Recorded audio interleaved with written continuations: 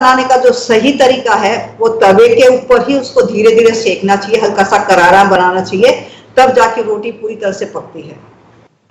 अगर कोई इंटरेस्टेड हो तो यूट्यूब के ऊपर हमारी रोटी कितनी खोटी करके एक हमारा वीडियो है, उस वीडियो को आप जरूर देखें कि रोटी को सही पकाने का तरीका। आपने देखा होगा गुजरात के अंदर, राजस्थान के अंदर लोग खाखरा खाते हैं, रोटी को पूरा तरह से रोस्ट कर लेते हैं, वो सही तरीका है रोटी का। लेकिन ये जो फास्ट कुकिंग करके रोटी बनाते हैं, तो सबसे पहले तो वहीं से शुरुआत हमको देखना चाहिए कि रोटी को कैसे पकाएं। तो सबसे पहले तो रोटी को तवे पे पकाना चाहिए, डायरेक्ट गैस पे पकाना ही नहीं चाहिए कि जो एकदम फास्ट पक जाए। धीरे धीरे उस तवे के ऊपर उसको घुमाते हुए करारा बना के वो ले, तो वो उसको हम लोग ठीक कर सकते हैं। दूसरा जो हमारे सब्जी बनाने का जो तरीका है, सब्जी बनाने का साथ ही आपने रोटी की बात की, तो मैं यहाँ ये भी जानना चाहूंगी कि रोटी में हम पराठे भी खाते हैं, पूड़ी भी खाते हैं, तो उनमें क्या सही है? पूड़ी ज्यादा बेटर है? पराठा, स्टफ पराठा खाओ तो ज्यादा अच्छा है। स्टफ पराठा का मतलब तवे पे जैसे रोटी सेकते हैं ना, वैसे ही हम लोग पराठा स्टफ करके रोटी पे सेके फिर ऊपर से घी या मक्खन लेके खाए, तो वो इतना नुकसानदायक नहीं जितना नुकसानदायक हम तवे के ऊपर उसको तलते हैं घी डाल के। तो इसको हम चेंज कर सकते हैं क्योंकि दोनों में कोई ज्यादा फर्क है नहीं। बिल्कुल अच्छी बात आपने बताई कि पराठा खाना भी है तो आप उसको रोटी की तरह ही सेक लीजिए और ऊपर से घी लगा दीजिए उसका। हाँ जी, हाँ जी, वो सबसे बेस्ट तरीका है खाने का, ठीक है ना। दूसरा तरीका है कि जो हम कुकिंग करते हैं, आजकल कुकिंग करने के कई तरीके आ गए। तो प्रेशर कुकर तो है ही, साथ में आपके माइक्रो ओवन वगैरह आ गए हैं, इंडक्शन जो आया है, फास्ट कुकिंग एकदम जिसको कहते हैं, वो तो बहुत ही नुकसानदायक। यूँ समझिए कि एक भट्टी काम करती है और एक अंगीठी काम करती है, दोनों में फर्क है। आप एक भट्टी में डालते हो, 1 सेकंड में चीज एकदम गर्म होके या पक के बाहर आती है, तो एक अंगीठी पे सेकते हो जी, बहुत फर्क पड़ता है उसमें। तो हमें अगर कुकर का भी उपयोग करना है, हमें माइक्रोवेव का भी उपयोग करना है, तो कैसे करना वो समझना बहुत जरूरी है। अगर आप कुकर में कोई भी चीज पकाना चाहते हो तो उसको थोड़ा सा धीमे आंच पे रखें, एकदम प्रेशर पे नहीं रखें कि तुरंत कुकर सीटी बज जाए और वो पक जाए। और दूसरी चीज, अगर खास के दाल वाल जो भी पकाते हैं, उस दाल को आपको कम से कम 5 से 7 घंटे भिगो के रखना चाहिए। पहले तो लोग ओवरनाइट भिगो के रखते थे और पूरा दिन सुबह दाल छड़ती थी अंगीठी के ऊपर हांडी के अंदर, और शाम तक वो पकती थी और शाम को फिर तड़का लगा के लोग खाते थे। मैंने अपने उम्र में मैंने देखा हुआ है कि मेरी माँ जब सुबह खाना पकाती थी, अंगीठे पे खाना बनता था हमारे यहाँ पे, और जब खाना बन जाता तो छोटे से जो कोयले बनते थे उसके ऊपर वो दाल चढ़ा देती थी शाम के लिए, और शाम तक वो दाल उसके ऊपर पकती रहती थी, और शाम को फिर उस दाल तड़का मार के हम लोग खाते थे। उस दाल का स्वाद ही अलग होता है एकदम। तुरंत जैसे भी छोले बनाने, राजमा बनाना, लोगों ने तुरंत उसमें कुकर में डाल दिया, सोडा डाल दिया, नमक डाल दिया। इस प्रकार से जो पका के खाने की जो आदत पड़ी है, इसको हमें बदलना पड़ेगा अगर हमें स्वस्थ रहना है तो। जी, आपने खाने के सोडे की बात की, वो क्या स्वास्थ्य के लिए ठीक होता है? ठीक तो अभी कहने के लिए तो ठीक ही कह सकते, क्योंकि अभी उसका उपयोग करना शुरू कर दिया। वैसे इसकी जरूरत ही नहीं पड़ती। अगर आपने दाल को भिगो के रखा है तो दाल अगर 5-7 घंटे दाल भिगोई हुई तो दाल बहुत अच्छी पक जाती है, 2-3 सीटी में पक जाती है। नहीं तो ये जो फास्ट कुकिंग के अंदर हम लोग अभी जैसे अभी एकदम छोले बनाने हैं, लोग कुकर में डाल के सोडा डाल के फिर उसको जो पकाते हैं, उसका तो नुकसान है ही। जी, फास्ट कुकिंग से हमें बचना चाहिए। जहां तक हो सके दाल वाल पहले ही भिगो के रख लो। यहाँ तक कि रोटी भी जो आटा बनाते, तुरंत आटा जो गूंथते हैं, वो भी तरीका थोड़ा सा हमें बदलना चाहिए, क्योंकि आटा अगर आप 1-2 घंटे पहले गूंथ के रख लो तो पानी से जो उसके अंदर जो सॉफ्टनेस आती है, उसकी रोटी का स्वाद ही अलग होता है। तो अगर आपको प्लानिंग के हिसाब से चलना चाहिए, आपको लगता है कि शाम को मुझे रोटी सब्जी बनानी है, तो आटा पहले गूंथ के रख लो। और सब्जी जो बनाने का तरीका है, जो भून के सब्जी बनाने का जो तरीका है, इसको थोड़ा सा बदलना चाहिए। हम लोग दाल जैसे कुकर में पका के ऊपर से जैसे तड़का मारते हैं ना, अगर उसी प्रकार से अगर हम सब्जियां बड़ी बड़ी काट के कुकर में आधी सीटी कुकर के लगा के अगर फिर तड़का मारे, तो वो ज्यादा स्वास्थ्यवर्धक होती है बनिस्पत की भून के बनाने में। जी, ठीक है ना। तो बजाय देखिए क्योंकि इंडियन किचन में हमें आदत पड़ चुकी है कि दाल में हम अगर प्याज, टमाटर, जीरा ये सब का तड़का लगाते हैं, उसको भूनते हैं और फिर उबली दाल में मिलाते हैं। तो ये एक प्रैक्टिस बन चुका है। तो इसका ऑल्टरनेटिव क्या हो, अगर आपको टमाटर प्याज डालना भी है हर दही में? चीज के अंदर प्याज अदरक लहसुन की जरूरत नहीं होती है, लेकिन मैंने अक्सर देखा है खाने में लोग हर चीज के अंदर प्याज अदरक लहसुन भूनते हैं, चाहे वो सब्जी हो, चाहे दाल हो, चाहे कुछ भी। टेस्ट की बात हो गई है ना, वो टेस्ट एक आ जाता है इसलिए। नहीं, सही बात है, टेस्ट की बात होगी, लेकिन हर चीज के अंदर हम ऐसे भूनेंगे तो हम कैसे स्वस्थ रह पाएंगे, जरा सोचो ना। क्योंकि भूनने के बाद में जो तेल जो जब गर्म हो जाता है वो धीरे धीरे बॉडी के अंदर कोलेस्ट्रॉल पैदा करता है, धीरे धीरे फाइब्रोस पैदा करता है। एकदम बीमारी सामने नहीं आएगी, लेकिन एक दिन अच्छा लोग सोचते कि अरे इस व्यक्ति को कल तक तो ठीक ठाक था, एकदम हार्ट अटैक कैसे आ गया, हार्ट ब्लॉकेज कैसे हो गया। वो अचानक कभी नहीं होती है, ये सब चीजें धीरे धीरे धीरे धीरे बॉडी के अंदर डिपॉजिट होती है और बीमारी पैदा करती है। तो अगर हमें चाहिए कि हम लोग हमेशा स्वस्थ रहे तो हमें थोड़ा सा खाने में चेंजेस लाना पड़ेगा। अगर आपको ऐसे भून के तल के खाने की आदत भी है तो साथ में भरपूर आप सलाद जरूर खाएं। सलाद आपको उससे बचा के रखेगा। जी, तो सलाद को आपने खाने के लिए बोला कि सलाद जरूर खाना चाहिए, लेकिन सलाद खाने से पहले खाना चाहिए, साथ खाना चाहिए, या बाद में खाना खाना चाहिए? खाने से पहले, क्योंकि खाने के साथ सलाद आप खा ही नहीं सकते। दो चार खीरे के टुकड़े खा लिए वो सलाद नहीं है। कम से कम एक डोंगा भर के 50% खाना आपका सलाद का होना चाहिए, 50% आपका खाना सब्जी और रोटी हो गई, सब्जी और चावल हो गए, जो भी हो एक आइटम कोई भी आप खाए साथ में, तो फिर आप स्वस्थ, आप हमेशा स्वस्थ रह सकते हो। जी, और आपने खाने की बात की तो दही लोग खाते हैं, रायता खाते हैं। क्या इस तरह से दही को खाना ठीक रहता है, नमक मिला के और उसमें मसाले डाल के, या रायता बना के, या प्लेन दही खाना ठीक रहता है? देखिए, अगर आप सचमुच में मुझे अगर पूछ रही है, तो अगर मुझे पूछोगे तो हम तो मिल्क प्रोडक्ट को बिल्कुल भी नहीं बोलते कि नहीं लेना चाहिए। लेकिन लोगों की आदत इतनी पड़ गई है दही लस्सी सब पीने की, थोड़ा बहुत दही ले ले तो ठीक है। बाकी ये लोग जो खाने के बाद में जो बड़े बड़े गिलास भर के जो लस्सी पीते हैं वो बहुत नुकसान करती है। आपने देखा होगा कि लस्सी पीने के बाद में कितनी सुस्ती आती है। जी, तो इन चीजों से थोड़ा, अगर आपको खाने का शौक, लस्सी वगैरह लेने का शौक ही है, तो आप खाना खाने से पहले थोड़ी बहुत लस्सी पी ले, खाने के बाद नहीं। खाना खाने के बाद तो 5-6 घंटे तक सिवाय पानी के कुछ नहीं लेना चाहिए, ताकि जो खाना खाए आपका अच्छी तरह से डाइजेस्ट हो जाए। ठीक है, और कॉम्बिनेशन का थोड़ा ध्यान रखना चाहिए, क्योंकि जो मिल्क प्रोडक्ट और अनाज, ये कॉम्बिनेशन ठीक नहीं, इसलिए हम लोग मना करते हैं। लेकिन फिर भी लोगों को दही वही खाने की थोड़ी बहुत आदत है, तो थोड़ा बहुत दही साथ में ले ले, कोई दिक्कत नहीं है। जी, क्योंकि इंडियन जो हमारी आदतें बन चुकी है उसमें ये भी है कि आप पराठा खाते हैं, स्टफ पराठा, उसके साथ आप दही खाते हैं, बटर खाते हैं उसके साथ, तो ये भी नाश्ते का एक नहीं, देखो, नाश्ता हम किसको बोलते हैं? ब्रेकफास्ट बोलते हैं ना। ब्रेकफास्ट का मतलब क्या है कि अगर आपने कोई फास्टिंग की है रात को तो फिर उसको ब्रेक करो, लेकिन रात आपको पेट भर के आपने खाना खाया है, सुबह आपको भूख नहीं लगने, आप आदत के मारे खाते हो, that is not good, that is not good. कम से कम 12 बजे तक, हेल्थ के हिसाब से कम 12 बजे तक आपको बिल्कुल पेट को छेड़ना नहीं चाहिए, हेल्थ के हिसाब से। लेकिन लोग खाते हैं, तो कोशिश करें कि लाइट खाना खाए, बनिस्बत के पराठे वराठे खाने से ज्यादा अच्छा है कि फल और मेवों का ब्रेकफास्ट करें। ड्राई फ्रूट्स होते हैं, ड्राई नट्स होते हैं, और जो सीजनल फ्रूट्स होते हैं, अगर उसका उपयोग करेंगे तो आपके हॉस्पिटल के बिल से आप बचे रहोगे, बीमारियों से बचे रहोगे। जी, तो सुबह उठते ही लोगों को चाय पीने की भी आदत होती है, और वो दूध वाली चाय की भी आदत है। तो इनमें से कौन सी चाय लेनी चाहिए? ब्लैक टी, और कैसे लें? अगर ब्लैक टी लेनी है, लेमन टी लेनी चाहिए? चाय को किस तरह लेना चाहिए? लोगों की चाय की आदत तो ऐसी पड़ी हुई है कि उससे लोगों को बाहर निकालना ही मुश्किल है, और अगर निकालना भी अच्छा हो तो लोग परेशान हो जाएंगे। तो अगर चाय पीना ही है तो चाय पीने का तरीका बेस्ट है कि जो सेपरेट चाय हम लोग बोलते हैं, टी बैग्स टाइप चाय जो होती है, पत्ती उबलनी नहीं चाहिए।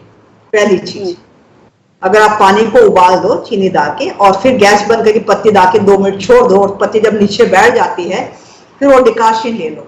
अब किसी व्यक्ति को थोड़ा दूध डालना है तो दूध डाल दे, कई लोग उसमें लेमन निचोड़ के लेमन टी बना लेते हैं। तो it is up to you कि आप किस प्रकार से पीना चाहते हैं। जी, तो अगर पत्ती उबली नहीं है तो वो नुकसान नहीं करेगी, उबलने के बाद में फिर वो नुकसान जरूर करती है। जी, तो पत्ती अगर दूध के साथ उबाल देते हैं मसाले डाल डाल के, उसमें भी नुकसान हो? नहीं नहीं, वो बिल्कुल भी मैं प्रेफर नहीं करूँगी। वो तो काढ़ा बन गया, वो चाय थोड़ी है।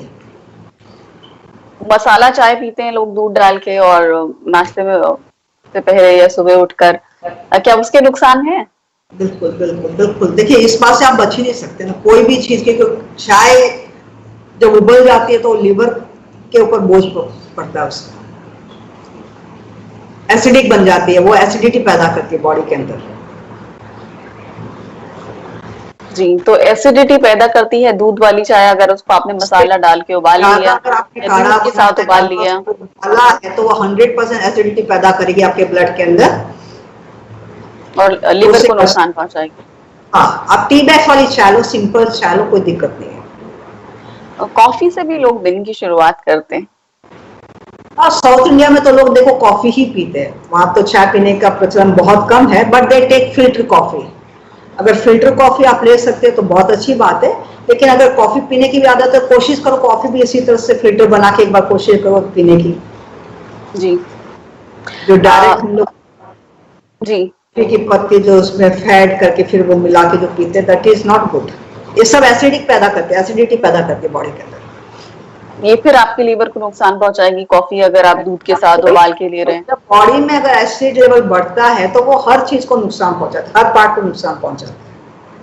जी, इसके अलावा खाना पकाने के लिए हमारे यहाँ नॉन स्टिक बर्तनों का भी इस्तेमाल होता है, एल्युमिनियम की कढ़ाई का भी इस्तेमाल होता है, कुकर भी एल्युमिनियम का होता है, तो या फिर आजकल नॉन स्टिक कुकर भी आ गए हैं। तो बर्तन कौन से सही हैं? पीतल के भी होते थे पहले। सबसे बढ़िया बर्तन तो मिट्टी के। मैं आज भी हांडी में दाल बनाती हूँ, हांडी में कुकिंग करती हूँ आज भी घर में, और बहुत सिंपल, और जो कोई ज्यादा कॉस्टली नहीं है। आपके जो नॉन स्टिक वाले जो बर्तन होते हैं, ये कम से कम 500 से नीचे तो आते भी नहीं है जी। 500-1000 रुपए के आते हैं। और मटका जो होता है कुकिंग, जब मटका जो राजस्थान में मिलते हैं, ज्यादा से ज्यादा 50 रुपया या 100 रुपये, और वह मटके कई महीनों तक चलते हैं, और उसकी जो कुकिंग होती है, उसमें जो दाल वाल बनती है, उसका स्वाद ही अलग होता है। लेकिन ठीक है, क्योंकि अभी हर जगह तो लोग इसका उपयोग नहीं, और फिर इसको संभालना भी पड़ता है, नौकरों के हाथ में दोगे टूट फूटने का भी प्रॉब्लम होता है। तो बेस्ट है नॉन स्टिक को तो बिल्कुल भी हम प्रीफर नहीं करते, क्योंकि नॉन स्टिक के अंदर जो कलर होता है वो केमिकल होता है, तो वो नुकसान करता है। तो बेस्ट कुकिंग है आपका steel is the best one, steel सबसे बेस्ट है। और ज्यादा से ज्यादा लोहे की कढ़ाई वगैरह उपयोग करें, वो एल्यूमिनियम तो हम लोग बिल्कुल भी प्रीफर नहीं करते। एल्यूमिनियम अगर घर में है तो आप बिल्कुल निकाल दें उसको, बिल्कुल भी उपयोग नहीं करें। क्या नुकसान है एल्युमिनियम के? क्योंकि अगर कोई लंबे समय से प्रयोग करते आ रहे हैं उससे, बिल्कुल बिल्कुल उसमें काफी मतलब कैंसर पैदा कर सकता है, इतना नुकसान है समझो उसमें, एल्युमिनियम में।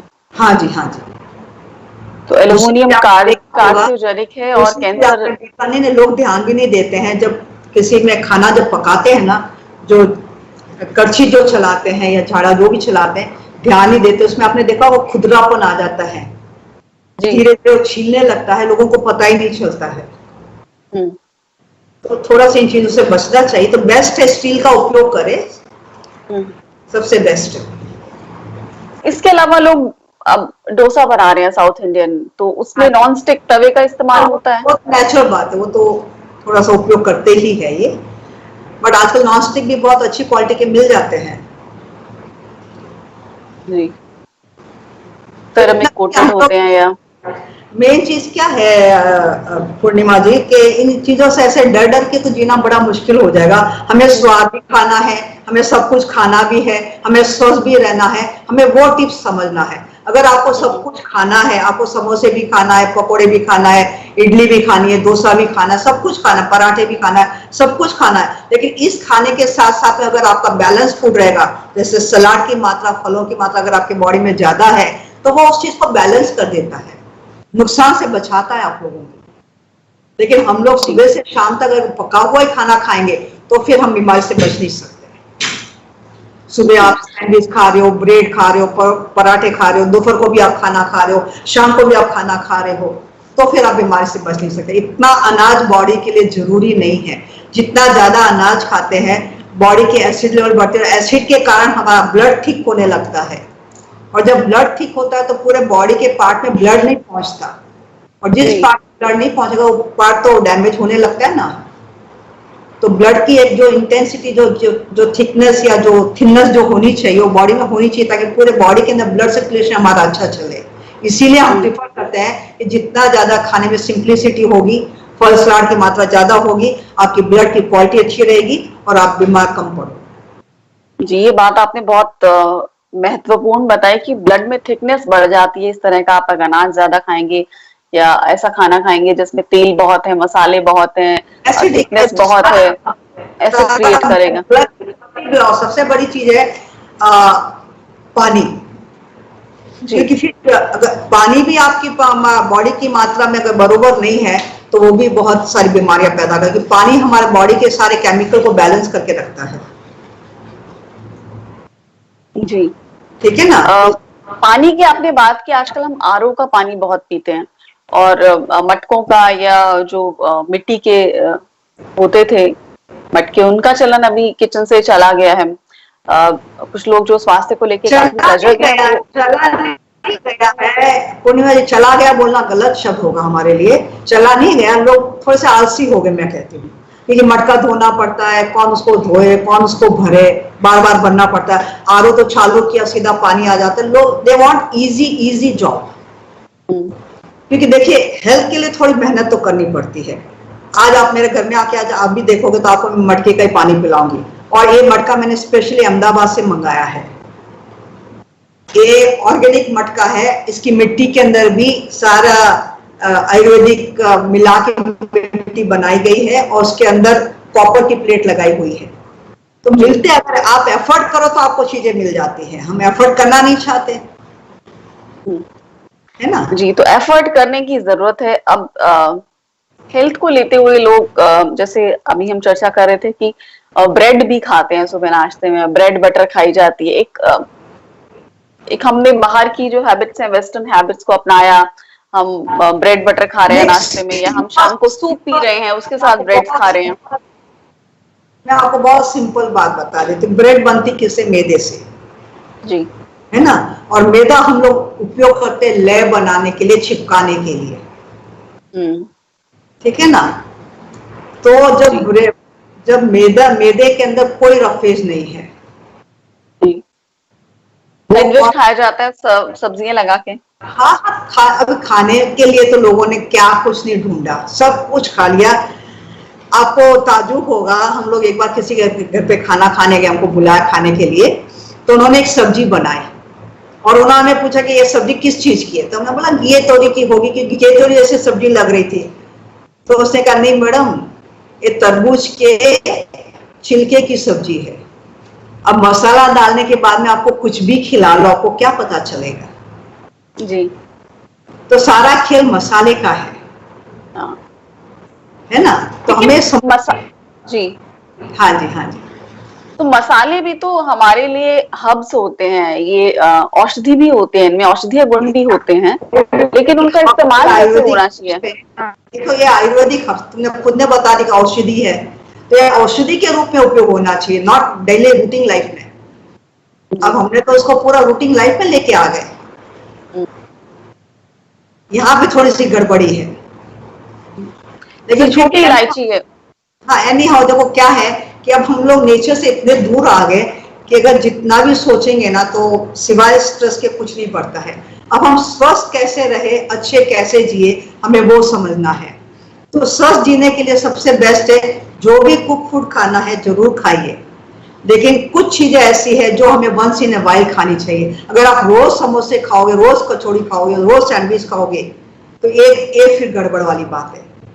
ये once in a week, once in a while खाना चाहिए, 10 दिन में, 15 दिन में एक बार ऐसी चीजें खानी चाहिए जो अपने मन पसंद की चीज हो, ठीक है ना। बाकी समय में आपको हेल्दी फूड खाना ही पड़ेगा, दूसरा कोई रास्ता नहीं है स्वस्थ रहने का, ठीक है ना। तो वो बैलेंस फूड आपको करना ही पड़ेगा। जी, बैलेंस फूड आपको लेना ही पड़ेगा। अब जिस तरह हम मसालों की बात कर रहे थे, तो हम छोटी इलायची, हरी इलायची खाते हैं, कार्डमम खाते हैं, उसके बहुत सारे बेनिफिट हैं।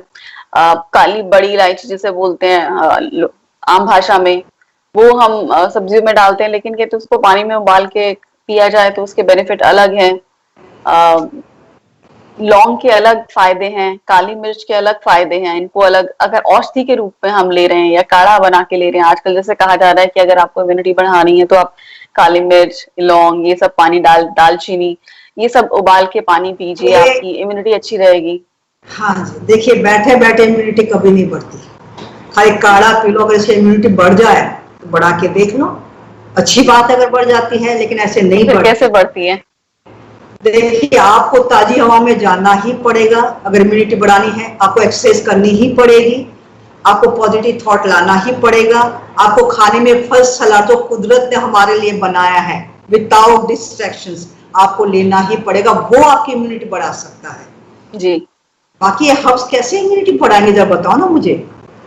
हम्म। कोई भी हर्ब्स जो है आपके बॉडी में जाके स्टिमुलेशन पैदा करता है, थोड़े टाइम के लिए तो हमें ठीक लगता है, लेकिन बाद में वापस वहीं के वहीं। जी। तो मेडिसिन को मेडिसिन की तरह ही उपयोग करना चाहिए। इम्यूनिटी आपके अच्छे खाने पीने से, आपके अच्छे विचार से, आपके एक्सरसाइज से, मेडिटेशन से, ताजी हवा में जाने से, वहां से इम्यूनिटी बढ़ती है। खाली हर्ब्स खा लो या काढ़ा पी लो, अगर इससे इम्यूनिटी बढ़ जाती है तो बढ़ा के देख लो आप, ठीक है ना। तो ये थोड़ा हमें अपने आप सोचना पड़ेगा। जी। पानी पे हम चर्चा कर रहे थे कि पानी का इस्तेमाल कैसे होना चाहिए। हम कई तरीके से पानी पीते हैं, लेकिन आप ये भी बता रही थी कि पानी में अगर आपको एल्कलिनिटी बढ़ानी है, अल्कलाइन लेवल उसका बढ़ाना है, तो क्या करना चाहिए? किस तरह से पानी को पीना चाहिए? हमारे घर में तो कोई एरो हम लोग यूज नहीं करते हैं, तो हम लोग क्या करते हैं कि पानी में या तो पुदीने की एक डंडी डाल दो, तुलसी के कुछ पत्ते डाल दो, आप उसमें एक खीरे का टुकड़ा, एक नींबू का टुकड़ा डाल दो। बेस्ट अल्कलाइन है, सबसे बेस्ट अल्कलाइन है जी। वो पानी आप पूरे दिन में उपयोग कीजिए आप। और सबसे पहले अगर किसी को भी अगर अपने पेट को ठीक करना है, कॉन्स्टिपेशन को ठीक करना है, तो सुबह सबसे पहले कम से कम 2 गिलास कोसा करके आधा नींबू डाल जरूर पिए। वो आपकी इम्यूनिटी भी बढ़ाएगा और आपके पेट की बीमारियां भी काफी खत्म करेगा। जी। हेल्थ के कोई ना टिप्स नहीं होते, हेल्थ स्वाभाविक है। आप किस प्रकार से खाना खाते हो, क्या करते हो, वो आप अपने आप आपको हेल्दी रखता है। जी। कुछ लोग सुबह सुबह ये भी कहते हैं कि हल्दी की चाय पी जाती है, हल्दी को उबाल के और उसमें नींबू डाल के और शहद डाल के। हल्दी?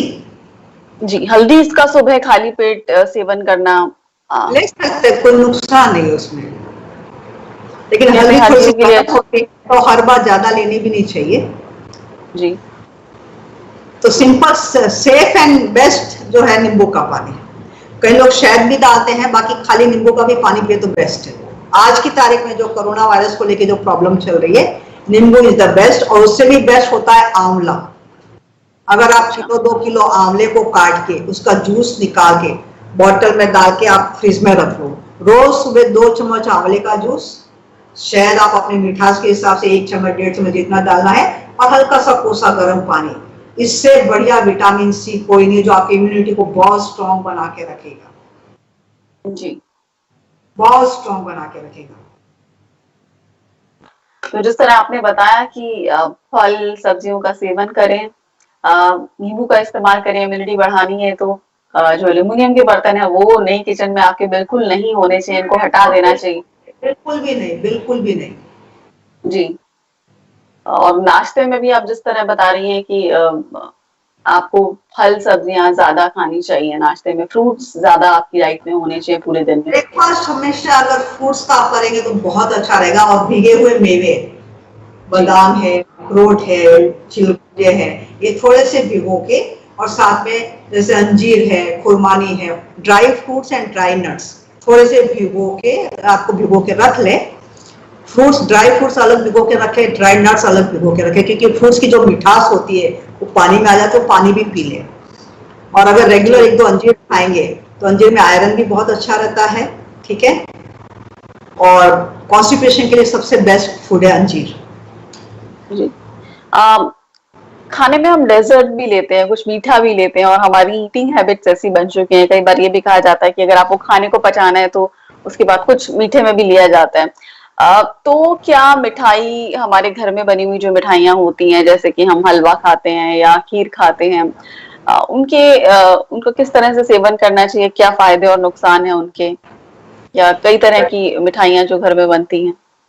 मैं राजस्थान से बिलोंग करती हूँ। हमारे राजस्थान में अगर कोई भी मेहमान आता है तो सबसे पहले उसको मिठाई खिलाते, खाना बाद में खिलाते हैं। जी। मिठाई लास्ट में नहीं खिलाते, सबसे पहले मिठाई खिलाते फिर खाना खिलाते हैं। जी, राजस्थान में तो ये सुना है, ट्रेडिशन है कि मिठाई पहले होती है। हाँ जी, हाँ जी, हाँ जी। हाँ। तो अगर आप खाना ही चाहते तो कोशिश करो कि मिठाई आप पहले खा ले फिर खाना खा ले। लेकिन लोग समझते कि खाने के बाद में गुड़ खा लो, खाना हजम हो जाएगा। ये बहुत बड़ा भ्रम है। तुम्हारी बॉडी खाने को हजम करती है, तुम्हारा गुड़ नहीं। अच्छा। तुमने किस प्रकार, कैसे गुड़ जाके कैसे हजम करेगा भाई? तुमने किस प्रकार का खाना खाया, किस कॉम्बिनेशन का खाना खाया है, बॉडी ने कैसे जूस सीक्रेट किया, उसके ऊपर डाइजेशन डिपेंड होता है हमारा। अदरक खा लेने से या गुड़ खा लेने से, क्योंकि उससे थोड़ी सी वो गैस नहीं बनती, इसलिए लोगों को लगता है कि वो डाइजेस्ट करता है। डाइजेशन आपका पेट करता है, आप चाहे कुछ भी खाओ या नहीं खाओ, पेट को तो डाइजेस्ट करना ही है। लेकिन गैस से तो बचा रहा है थोड़ा बहुत, वैसे तो मैंने अभी तक तो ऐसा कुछ देखा नहीं है जी। कि हमारे प्रैक्टिस में तो हम तो देखते, रोज पेशेंट आते हैं, हम तो देखते हो क्या करते क्या नहीं करते। जी। तो अगर खीर भी खानी है तो खाने से पहले खा लें, हलवा भी खाना है तो खाने से पहले। लेकिन लोगों को होता है कि डेजर्ट बाद में खाया जाए, तो कई बार ले लेते लोग। और खास करके इसका ध्यान रखें, लोगों को अक्सर मैंने देखा कि खाना खाने के बाद में जूस पीने के लिए निकल जाते, कभी नहीं। खाने के बाद में फ्रूट कभी नहीं। खाने के बाद में सिवाय पानी के कुछ नहीं लेना चाहिए। थोड़ा बहुत पानी पी लिया। और पानी का आप मुझे पूछ रही थी, क्योंकि जो लोग पका हुआ खाना खाएंगे, मिर्च मसाले का खाना खाएंगे, तो बॉडी पानी की डिमांड अपने आप करती है। लेकिन खाने के बाद तुरंत पानी नहीं पीना चाहिए, 1 घंटे भर के बाद पानी पीना चाहिए, ये तो सारा डाइजेशन को डिस्टर्ब कर लेता है। जी, तो खाने के एकदम बाद पानी नहीं पीना चाहिए, कम से कम 1 घंटे का। कौन पी ले, कोई दिक्कत नहीं है, लेकिन एकदम ग्लास भर के पानी जो पी लेते हैं, दैट इज नॉट गुड। वो तो आपका पूरा डाइजेस्टिव सिस्टम को पूरा ही गैस बनाएगा, सड़ा देगा खाने को। जी।